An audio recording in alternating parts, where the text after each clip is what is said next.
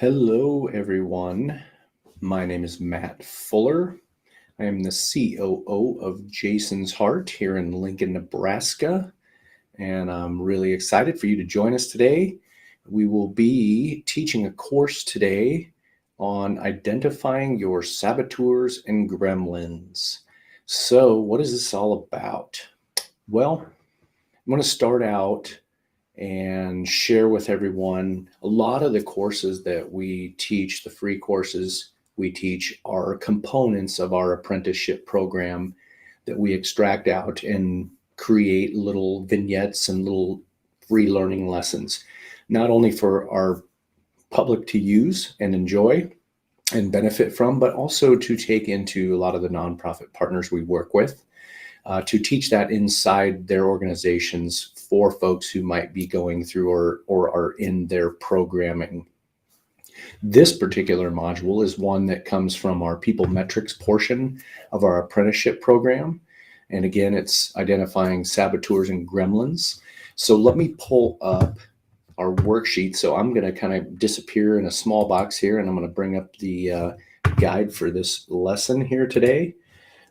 Again, I always throw up on this class as well. We'll have a place, and I'll pop this up periodically at the bottom left of your screen for any questions that you might have on this content and what we are learning. Please feel free to send me a question, ask questions about this and what's going on. Always happy to answer that and have dialogue and help people through this content. So again, let's get started here and take a look at our guide. I'm going to go ahead and make this full screen here real quick. And I will just make myself smaller. There we go. So this first module that we work on, I'm going to kind of skip through these pages a little bit here too so you can see. Again, Shadow Beliefs and Saboteurs. And one of the books that we use here too is called Leadership from the Inside Out. It's a fantastic book by a gentleman named Kevin Cashman. I've had a lot of experience reading in this book, and it's absolutely fantastic. If you've never read it, I would highly encourage you to do that. Great at teaching skills with authenticity and, again, Shadow Beliefs and Saboteurs, what we're working on today. So I will refer to this text a lot today, but just wanted to share that with everyone. So let's get into this here.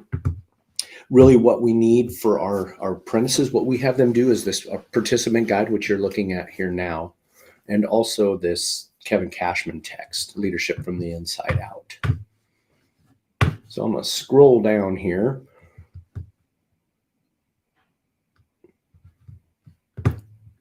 So real quick, participants will be able to, and these are, again, some of the key objectives that we try to focus on accomplishing in teaching this particular module. One, we want to help everyone understand how to identify their shadow beliefs. And what are shadow beliefs? Shadow beliefs, the best way to describe this are sort of these little gremlins, little voices in your head, things that tell you you're not good enough, or don't try that because you'll fail, or people aren't going to trust you because you don't know what you're talking about. We all have some semblance of negative self-talk, what we identify as shadow beliefs. Those can derive from many things through your development as a human being, maybe back to the time when you were a little tyke to even as an adult. But those things that we learn and pick up in our life are the things that become something more. They become a shadow belief. In fact, if we hear things, negative messages in particular, enough, we then start to form beliefs around that negativity, and those become those shadow beliefs. And then saboteurs are sort of how shadow beliefs sort of massicize themselves. They become something that holds you back, almost like a little guy like talking in your ear. So we have these beliefs that sort of drive or self-limit us. And then we have these little saboteurs that end up emerging, and they're really the thing that's talking. So we've got the beliefs, and then we've got the physical manifestation of a saboteur, of something that holds us back. One of the other things we want to accomplish is we'll have you create your own physical characterization of your saboteur. And we'll walk through that a little bit later, and I'll show you an example. And then, of course, we want to take a look at shadow beliefs and saboteurs and how to use those to bring forth your best self. Scroll on over here. So what are shadow beliefs? Again, shadow beliefs are the manifestations of hidden or unexplored, unresolved psychological dynamics. It's cast when we don't want to deal with something, when something is difficult. And I'm sure you've heard that sometimes, nothing worth doing in life is easy. There's that. We get in our own heads and get in our own way a lot.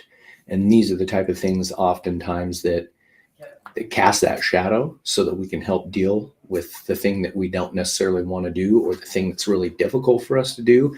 And how do we get beyond that? So good. There's some good examples here. I'm never quite good enough.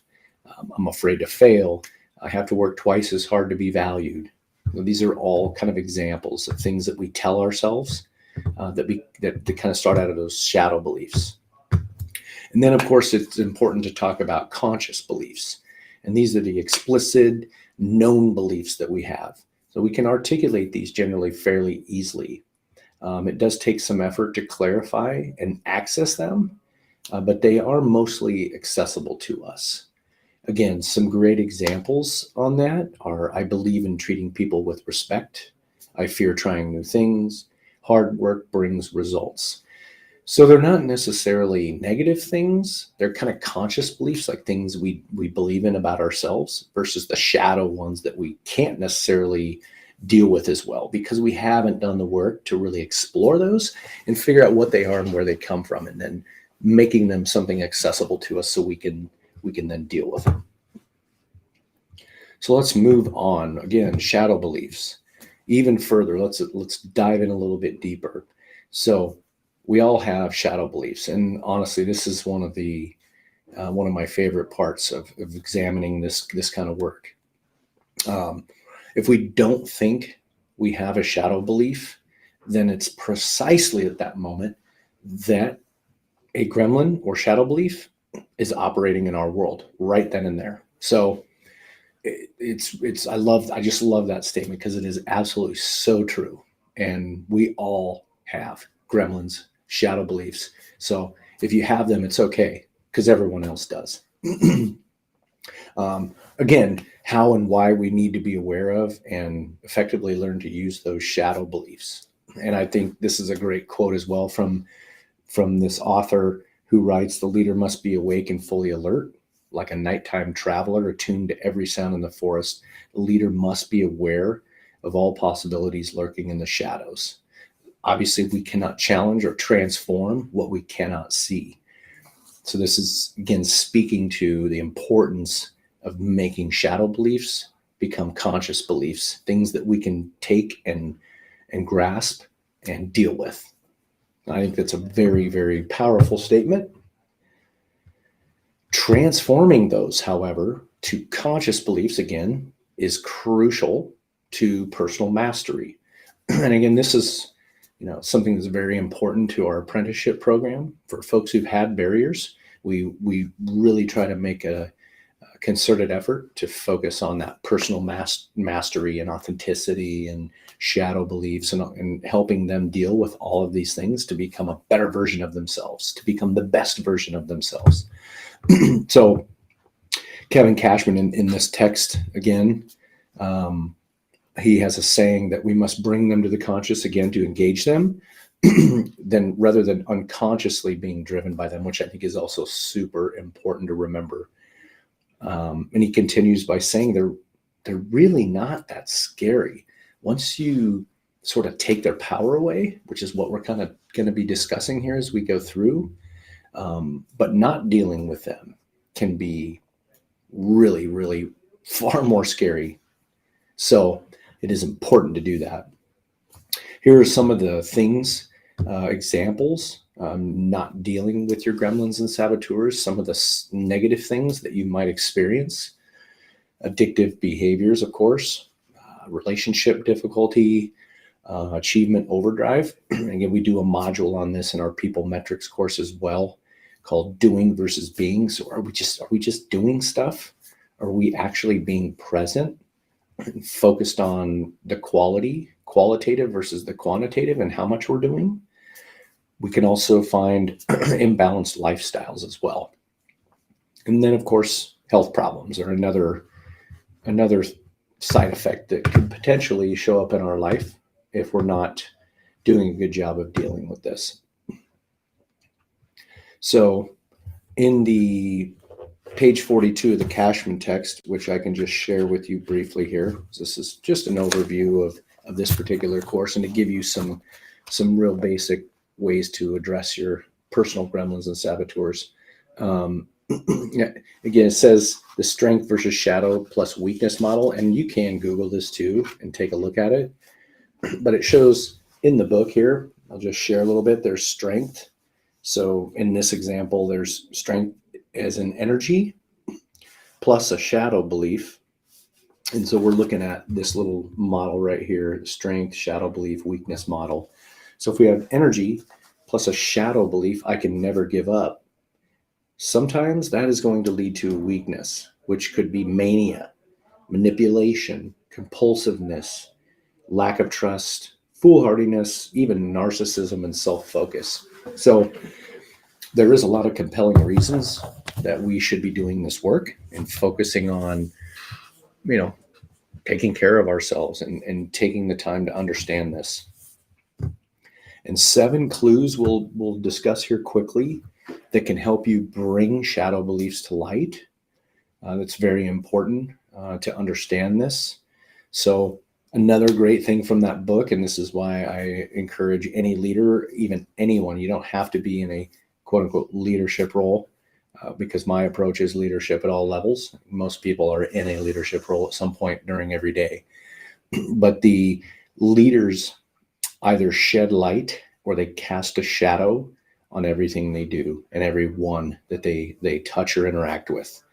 So the more conscious the self-awareness, so the better the leader is. And again, self-awareness has to do with exploring shadow beliefs and saboteurs, believe it or not. The more conscious and self-aware, the more light leaders bring, the more they raise others up with them and bring them along on the journey.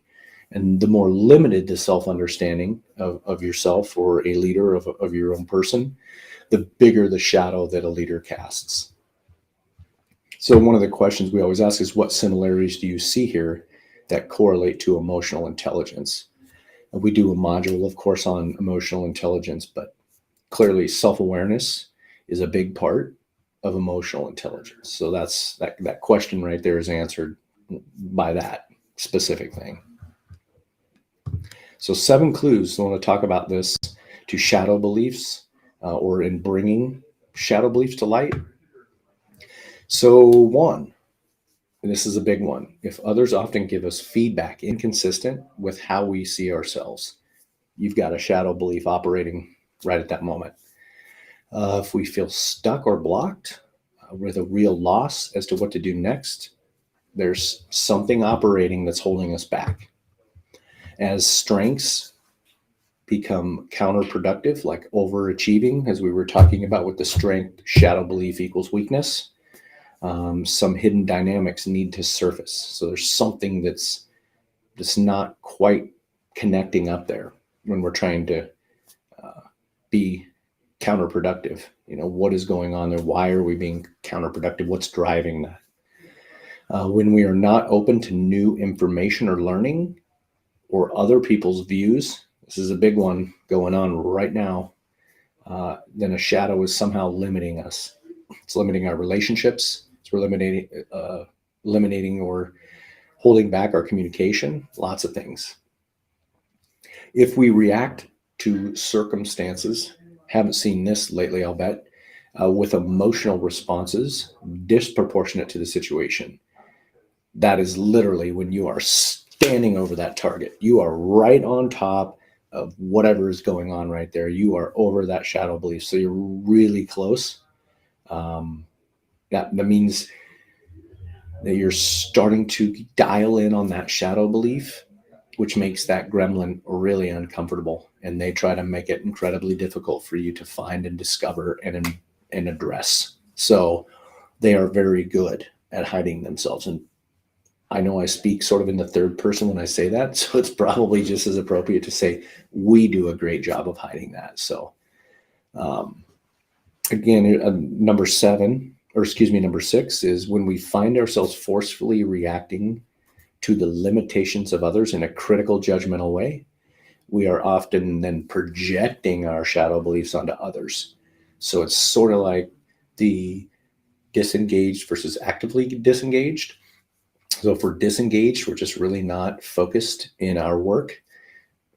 If we're actively disengaged, not only are we not engaged and focused on our work, but we are actively recruiting others into the same camp with us. Sort of misery loves company, I guess, would be an appropriate saying there.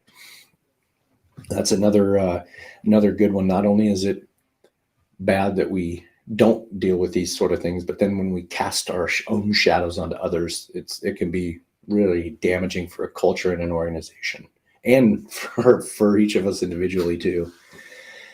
And the last one, if we often experience pain, discomfort, trauma in our physical body, a shadow may be attempting to rise to the surface to seek reconciliation.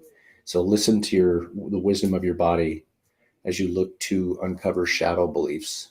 So it's just very nice 7 things to kind of keep an eye on, and really get these down and commit them to memory, so that when these things start happening to you personally, it's a great reminder that something might be operating with your shadows, whether it's self-limiting you or self-limiting upon others because you're casting a shadow, or how it's impacting our relationships, like number 6 there.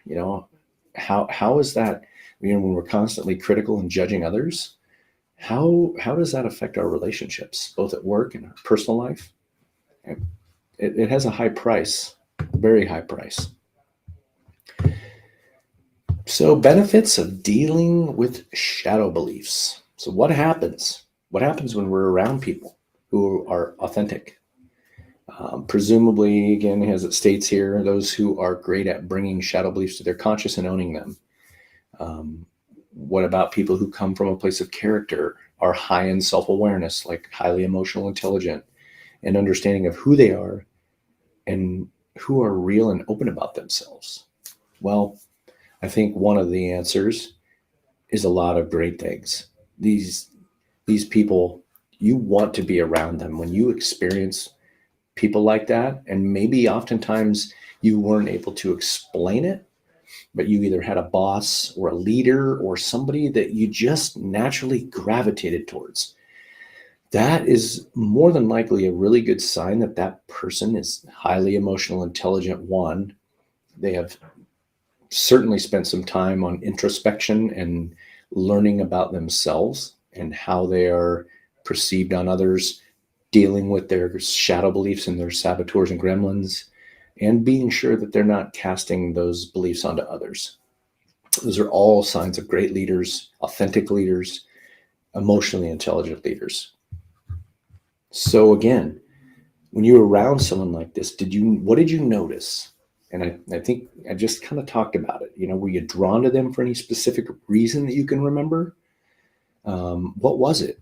And we ask people to share examples in our apprenticeship class. Tell us about that experience. What did you observe with that person? Why did you feel that you wanted to follow them or you trusted them so easily? And again, some of those benefits that we may or may not realize is, someone who is in that position, who has done that introspective work, they garner trust with other people.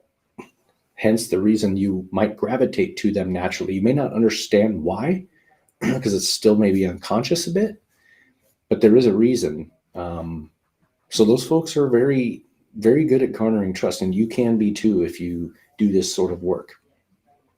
They build lasting and sustainable relationships, and they rally others around them is the best way to put it. They rally people around them for their cause, as a leader.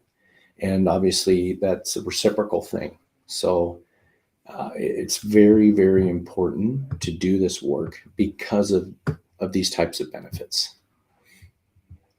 So how do you do the work? How do you identify your shadow beliefs?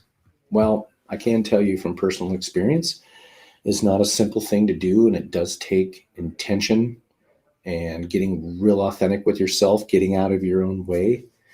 And probably more than that, when one is going to start on this work, it's being open-minded and not judgmental about the process, or I don't need to do that. I don't have shadow beliefs. Again, and remember what we talked about. When someone says that, there's probably a shadow belief operating at that very moment. So it is very hard work, because it's admitting that we're not perfect as an individual, and we have work to do. And you have to take that first step in order to really be able to get in there and do that hard work. Again, they are not the same as conscious beliefs. They are unconscious beliefs that impact us, yet are difficult to pinpoint because they reside in the unconscious. So we may have an idea that something is going on, but we've never really been able to tap into it. Right? There's nothing tangible about it. And again, the idea of this exercise is to go beyond admitting conscious beliefs that may be difficult to accept or make you vulnerable, but that you know about yourself, to developing an understanding of the unconscious beliefs. Again, we're taking them from the un to the con and bringing them to the forefront. The learning is in going deeper, again, being authentic and true to yourself, and being open, peeling back those layers of your personality, and explore underlying beliefs. Where did this stuff come from? Was it something that happened as a kid? Was it a repeated behavior, or not behavior, so to say, but something repeated that someone told you that eventually you just committed to memory and you believed it? Attitudes, interactions with others, all of these things can shape who we are, and also help shape and drive those unconscious beliefs, i.e. shadow beliefs, i.e. gremlins and saboteurs. It's uncomfortable sometimes. It's hard for all of us, I think, to admit that we feel like, feel the need to be perfect, or to admit that we're not, or that you hate or fear failure. Nobody wants to admit that they don't like to fail, even though I'm sure we all do. It's difficult for you to be vulnerable with others. Identifying these beliefs are a start, but most likely you already know these things about yourself. But it's taking the time to actually do the work and address them. So here it talks about, in this module, how in order to get to the hidden shadows, challenge those beliefs. So as yourself, okay, so what is that about? When you feel these things beginning to happen, or something inside of you is telling you not to do something, or whatever that feeling might be. Again, go back to those 7 ways to identify the shadow beliefs. And then when that happens, stop and write it down on a piece of paper. And then start asking some of these questions to yourself. What is that all about? What does my fear of failure, or being perfect, or not being vulnerable, what does that represent to me? And then ask yourself the next question: what am I afraid of? So what if a project isn't person? So what? Or excuse me, if a project you're doing, let's say, isn't perfect, well, so what? What does that mean? It just means that you're not going to get fired. You're going to have another project to work on. There might be opportunities to redo it or add some things. I guess my point is that no matter what it is not going to be life altering in most cases, if not all. It's more our belief that there could be something negative. And I think we've all heard the saying that, most of the learning comes in the struggle. Same reason that we have wind, because if we didn't have wind, a lot of trees would just topple over. Resistance is what makes things strong, not just in the natural world, but in our own personal world. So wind is very important. Resistance is very important. But, the overarching idea to this is bring these ideas, bring these shadow beliefs into the light. Try to ask yourself those questions and try to learn what that's about and why it's there. And even if you don't fully understand, as you start asking some of these questions and maybe you do some journaling, but you'll get deeper and deeper, and you will start to have some understanding of where that belief comes from. And that's where the important work really starts. And that is where the benefit of all of this starts, is when you ask the question, you get honest with yourself, you write these things down. Then you start to expose light on these shadows.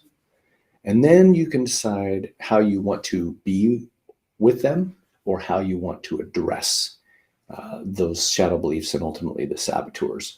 Because for me, the shadow beliefs are there. It's the physical manifestation of them into a gremlin or saboteur that comes out in your head and then is a self-limiting talk that we convince ourselves is accurate, even though it's probably not. 99.9, if not 100% of the time, not accurate.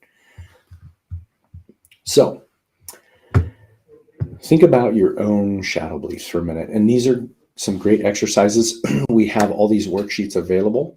If you just send an email down here in the bottom left to matthew@jasonsheart.org, I am more than happy to fire these off to anyone who wants to do this work. I will get you that worksheet.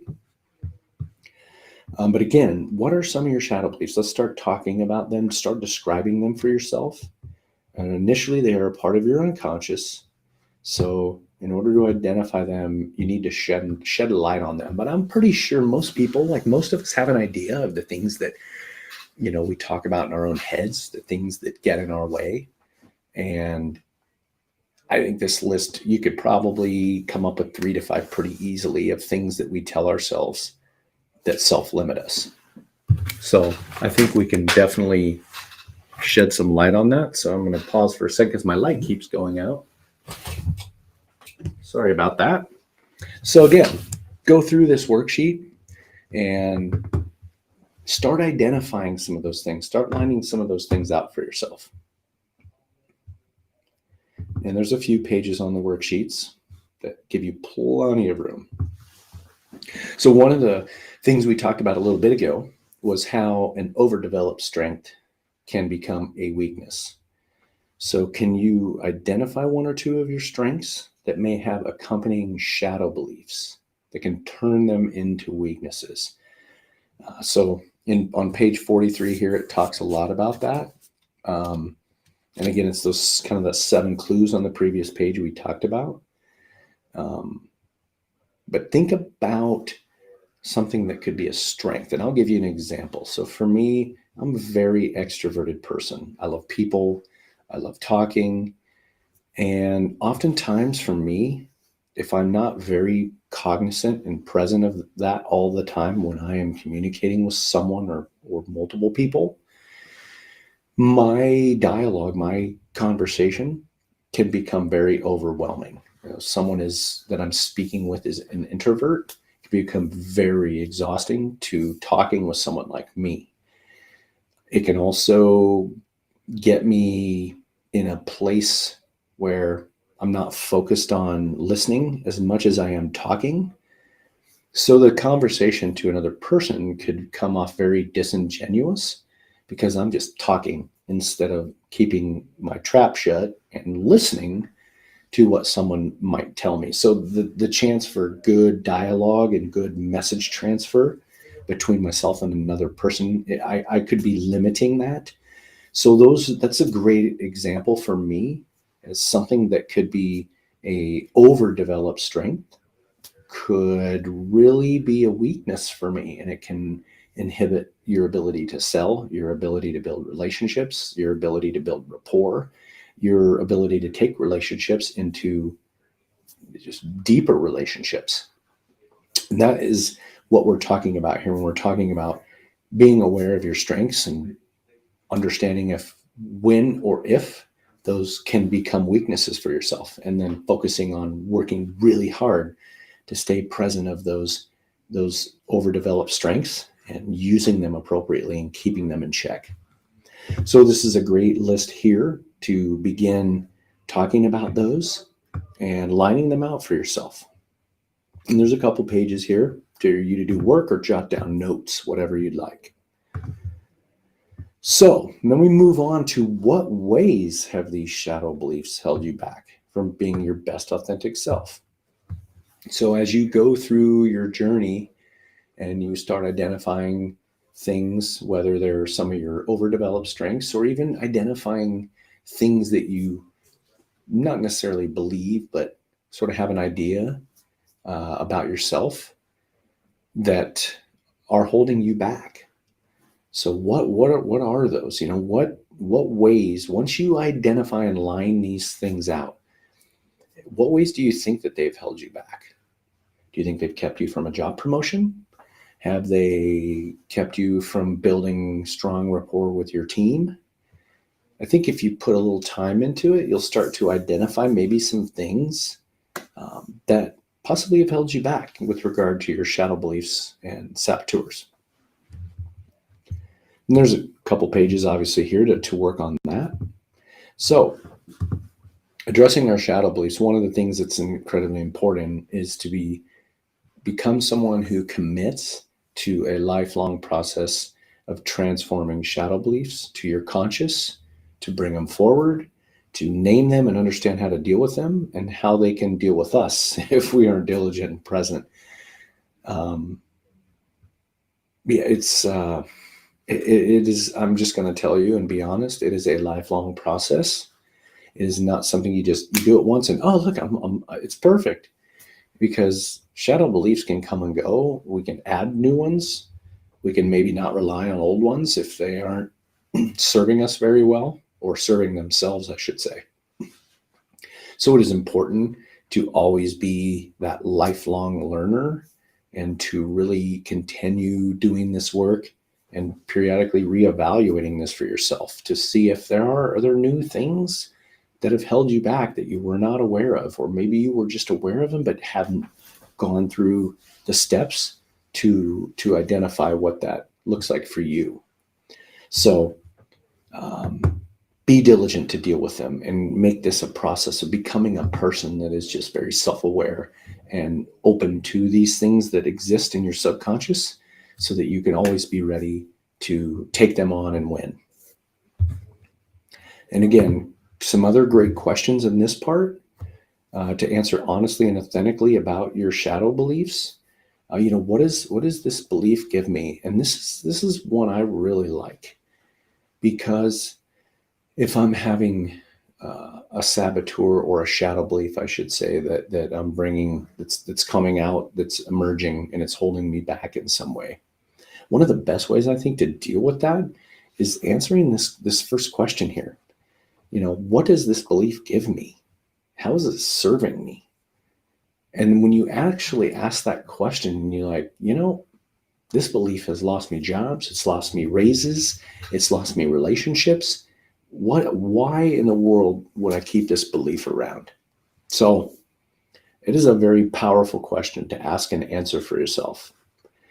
What does it open up or close you down to as far as opportunities, relationships, communication, all of these things? What does it cost you? It's a valid question.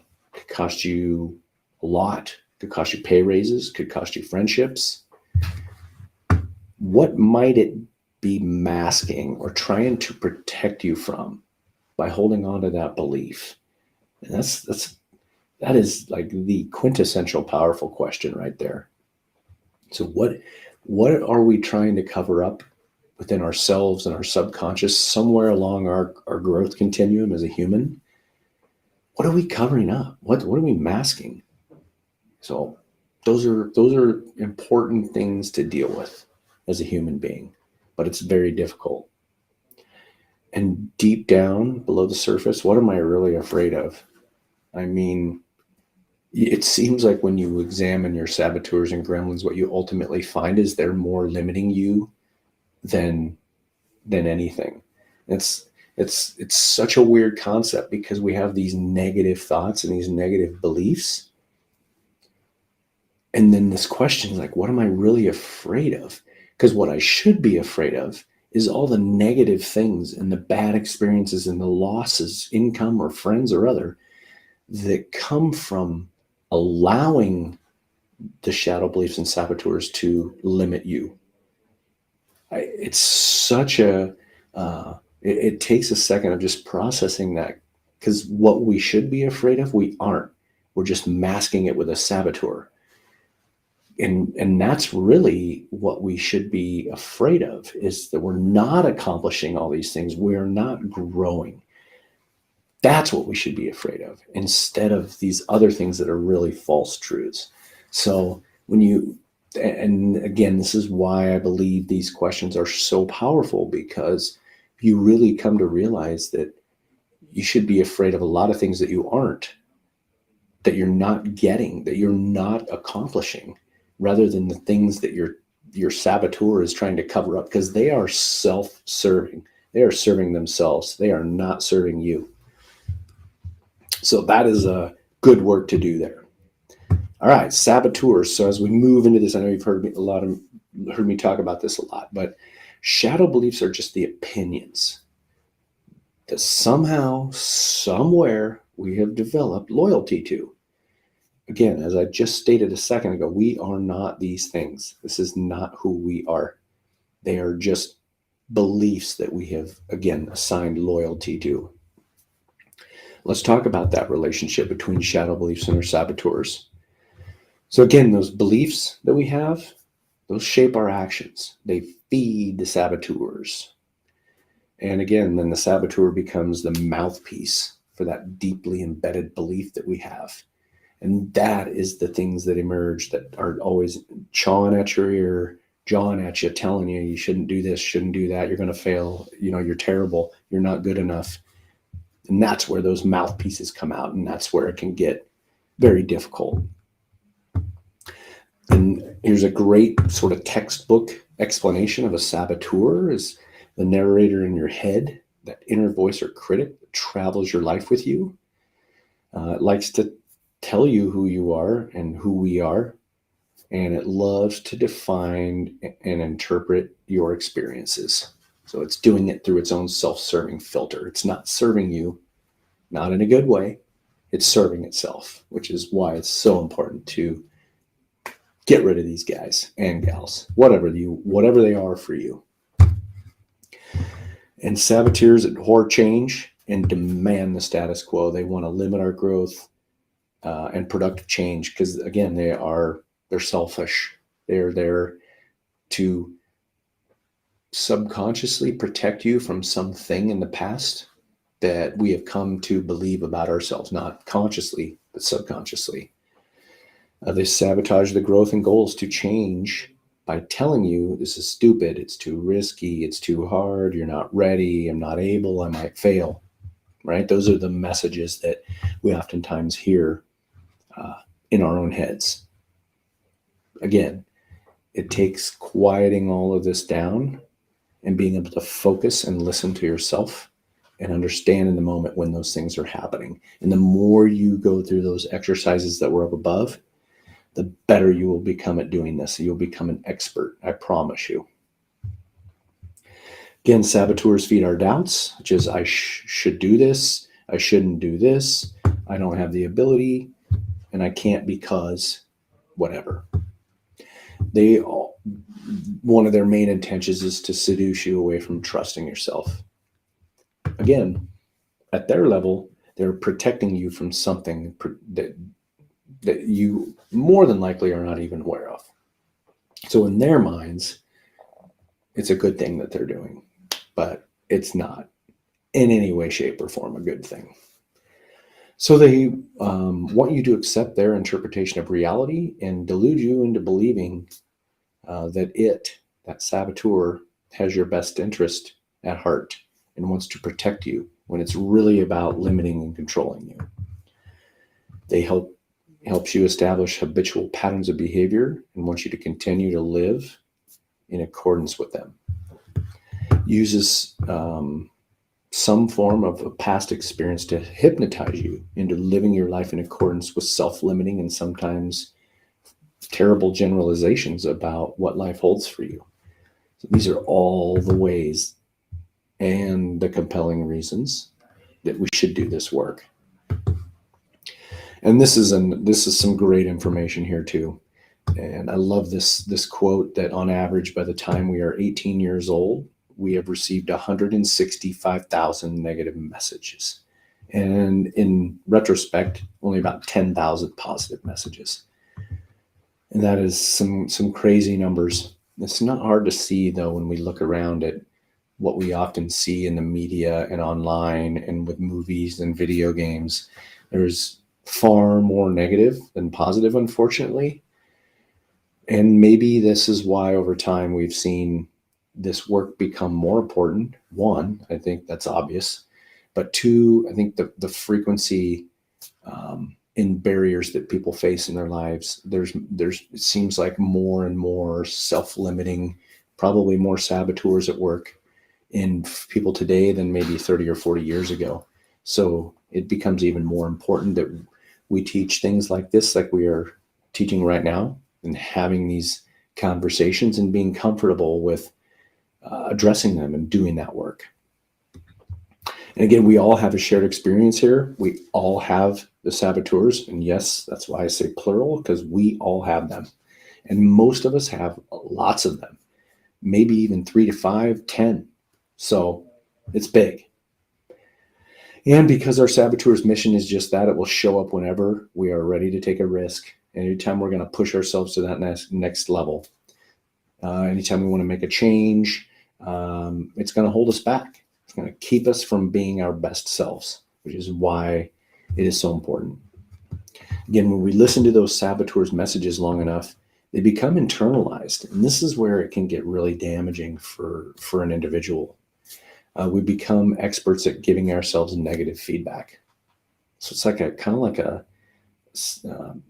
self-fulfilling prophecy. The more negative things we tell ourselves, the more we live in that negative world, and the harder it is to get out of. Those negative messages, again, become part of our self, part of who we are. We become stuck in those self-limiting, self-defeating behaviors, damaging relationships, and jobs that are dissatisfying. So enough time, enough conditioning goes by, it gets really hard to do this work and get out of that place. So as a fun exercise, what I would like to do is help everybody identify their saboteur. And we're going to do something a little bit different. And I'll share a story here and show you an example. You got to put in a little open and honest work on those worksheets above. But once you do, you're going to identify that first saboteur. And I mean, it is a great feeling when that light goes on and you're like, wow, this thing has been here this whole time. It's been limiting everything I do. So I'll share one of my personal saboteurs is named Archie. And I'm kind of a go, go, go person. And again, it goes back to something I talked about at the beginning of this lesson about doing versus being. And, being, which is more qualitative, we're doing quality things with intention and authenticity and focus, versus doing. We're just do. We tie up every second of our day with doing something and spend very little time being present. So my guy here, Archie, was this overarching belief that I had to be more than I needed to be. I had to take on everything that I was asked. I had to agree to every meeting that was put forth on my calendar, and I just had to do. And once I learned about Archie, and I will show you Archie because he sits right here with me on my desk. This is the real Archie right here that you see a picture of there on the screen. But this little guy, he stays right here with me so that I'm always present of the work that I do, but also being sure that I'm not just doing and that I am being, and then I am also protective of my time, not just because work, but because of my family. and making sure that I leave plenty of time in my day and in my week to spend quality time with my family and to be there for others that need me outside of work. So for me, it was it was a realization I didn't have to do and be everything to everyone. It was okay to say no to certain projects and okay to be protective of your own personal time. It's very important. Another gentleman that I had an opportunity to do some coaching with, he actually came through and developed his own saboteur called Grayami. And this was just like absolutely hysterical when we did this work, because it was just such an amazing moment to see the light go on for him. But it was this Grayami.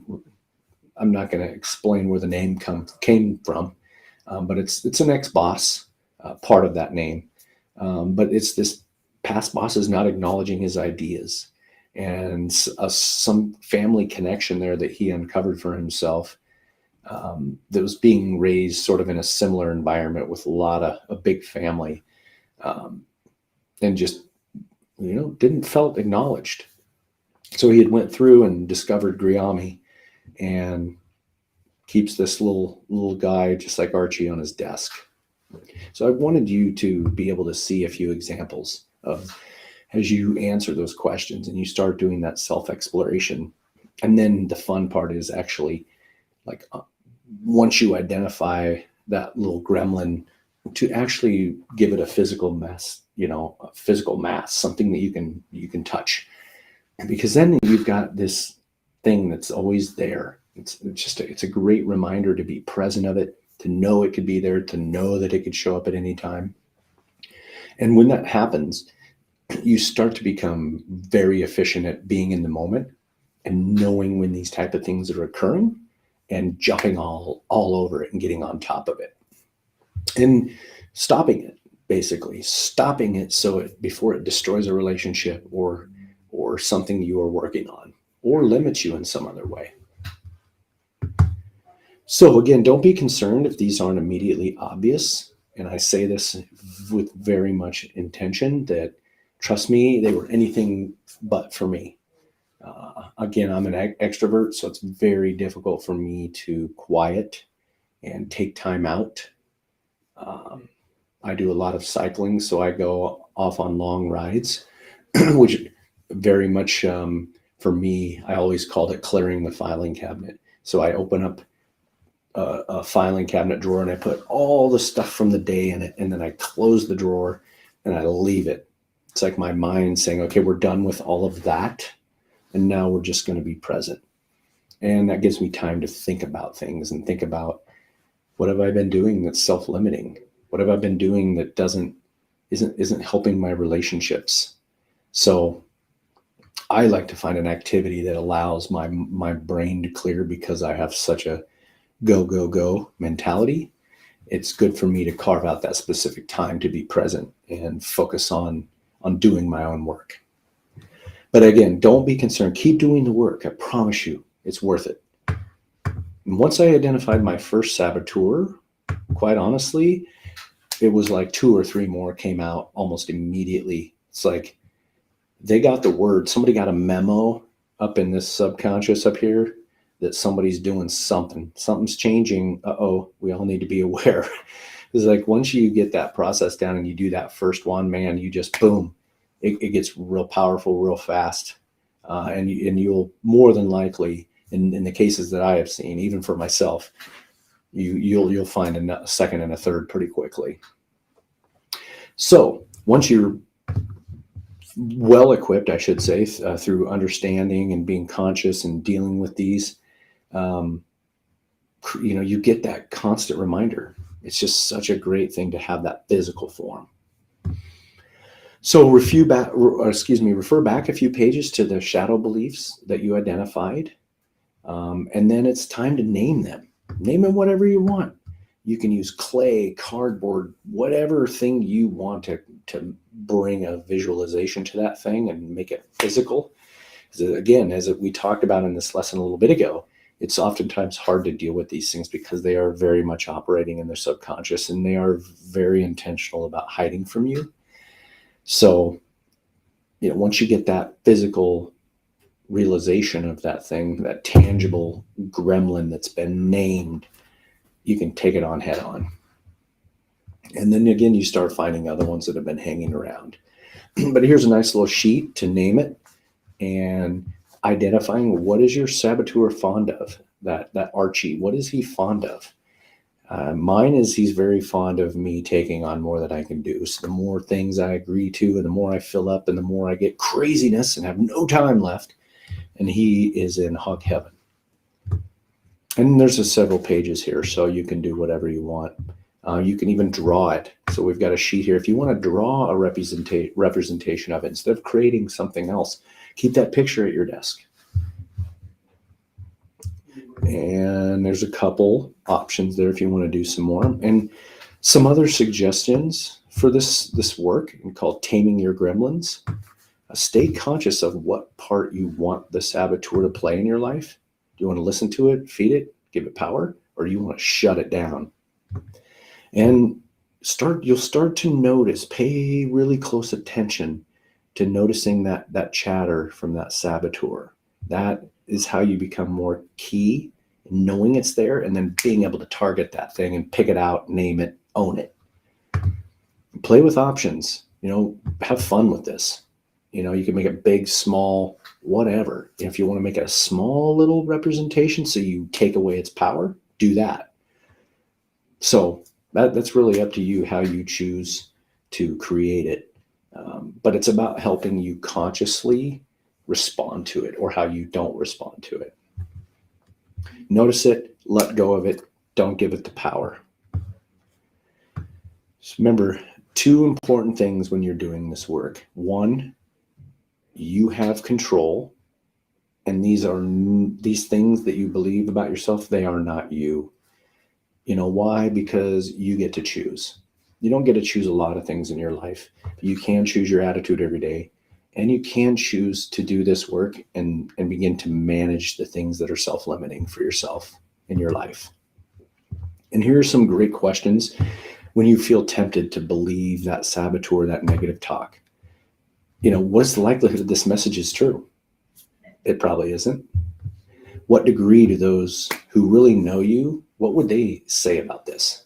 Because they would more than likely disagree. And what would you say to someone who shared this same saboteur with me? How would that conversation go? Would that be helpful? Sometimes it's good to talk to a coach or someone and share it. It just helps bring it to the front. Are you as hard on yourself, on others as you are on yourself? Probably not. We're all pretty hard and pretty big critics of ourselves. Another shadow belief. And what strengths do you possess that you can draw from? What would you do if you didn't have your saboteur, chewing your ear off all the time? I mean, where would you be right now if you didn't have those self-limiting beliefs? So let's debrief real quick. We've discussed the shadow beliefs and saboteurs and what the relationship is, the beliefs versus the manifestation of the self-limiting behavior. And we've talked about being present, how taking time out to focus on your inner self-dialogue and try to grapple with what that's telling you so that you can create your saboteur and take it out. And then the other benefits in your relationships and your job and your pay and all the things that you maybe haven't attained because those gremlins have been operating at such a high level. And again, how have saboteurs limited you up to this point? So, and then talking about some of the other benefits you might experience as a result of taming your saboteurs, better relationships, better health for yourself. So many things come out of this. It's very, very powerful. And there's a great video here that I would encourage you to watch. Training CEOs and innovators to overcome self-doubt. Fantastic video on YouTube. Check it out. And you can always share some of those things if you want to just do it for yourself or for us. We have our apprentices do these exercises. It's important to retain that information. So this will be included in the workbook. If you'd like a copy, just reach out to us and we'll fire this over to you in a PDF so you can begin your saboteur and gremlin journey for yourself. And there's another great site that I always encourage everyone to check out, tamingyourgremlin.com. It's a great website full of all kinds of resources on continuing this work and becoming a lifelong anti-saboteur, is what I always like to say. And there's just some more worksheets here if you'd like to continue naming your saboteur and talking about it. And how do you believe your saboteur is related to one or more of your shadow beliefs? So it's kind of tying that all together and talking about where it shows up. Do you believe in the, or I should say, why do you believe it shows up when it does? It could be telling for yourself as to what the subconscious belief is that's created that shadow belief. And how does it limit you? That's another big one. And all these negative messages. So very, very important to go through and do this work if you really want to get real with it. We'll move right down here to the last one. Again, how can you become more of who you are meant to be? And you can do that through this process and through, identifying these saboteurs and challenging them and taking them on. So again, my name's Matt. I appreciate you being here for this lesson today. Of course, you can go to jasonsheart.org right here in the lower left-hand corner. We have all of our free classes listed on there. There will be the application for our apprenticeship program, or you can check out our podcast if you'd like to learn a little bit more about what that apprenticeship program is and how it all works. And we're going to continue to do these. We do these classes once a month, and you're welcome to go on there and register anytime you'd like to take them or any of our other classes. We love giving back to our community and helping others grow. And this is part of that process, is the gremlin and saboteur process. So come soar with us on social media. I've got our links up here if you'd like to follow us. They're also right over here to the left. Generally on social media, you're going to find us at Jason's Heart 402. But again, go to our site, jasonsheart.org, share with us, connect with us, help us spread the word. And we look forward to having you back on our next session. Thanks, everyone, and I hope you make it a great finish to your week.